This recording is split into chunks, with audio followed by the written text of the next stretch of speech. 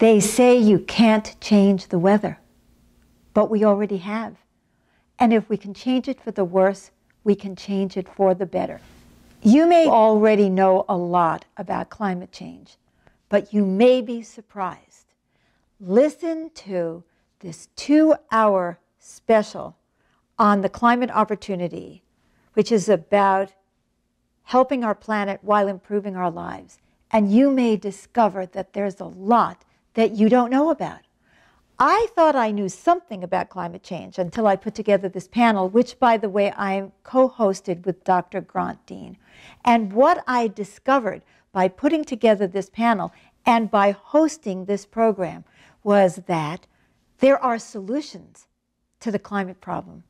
I don't have to be scared. I don't have to be afraid that I have to go back to living in a cave. I don't have to be afraid of any of that.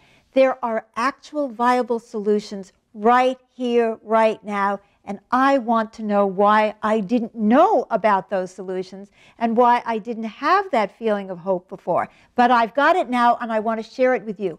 Let me tell you what we've got on this panel. First of all, we have Dr. Scott Deming, who is a very respected climate scientist who makes it so clear this is what causes global warming. Okay, some of you are going to be scientists, and you're going to know a lot more than, of course, that Scott was able to express. But for many of us, this was the first time I really got it, how simple it is, and that not only that, we have known since 1863 that carbon dioxide, which is produced by the burning of fossil fuels, creates and would create an increase in climate temperature.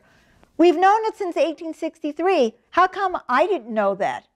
How come there are still people who don't believe that? The next person that we have on this panel is Laura Steck.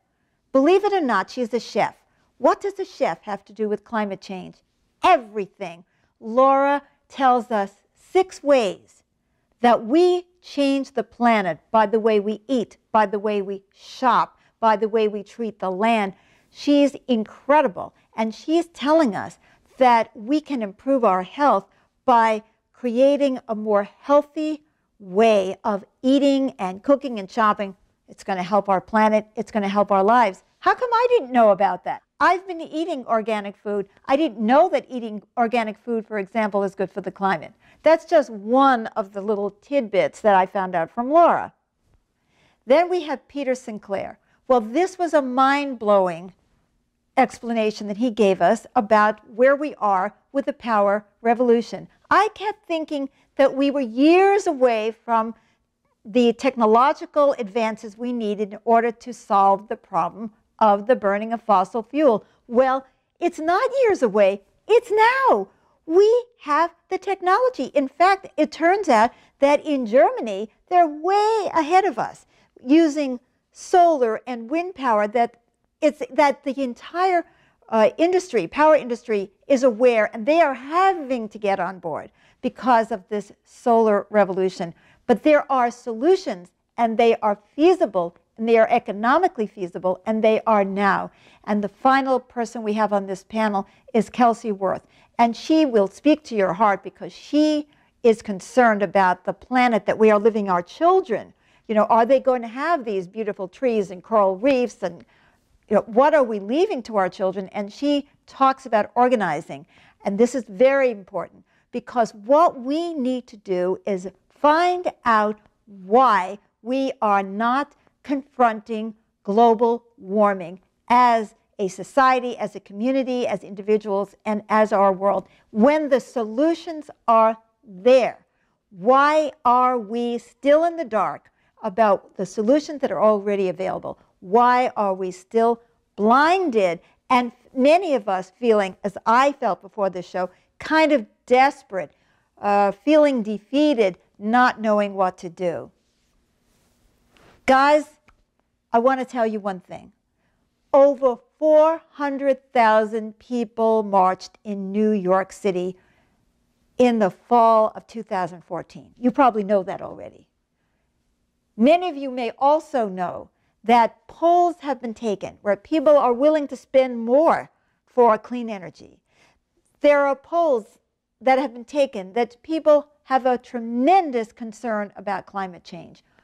Why don't we have the political power to make our government officials respond to what we're already saying, thinking, and feeling? Why don't we have the information we need in order to make the choices that we need to make as individuals? Why don't we have that? Now think about that. We are in the majority.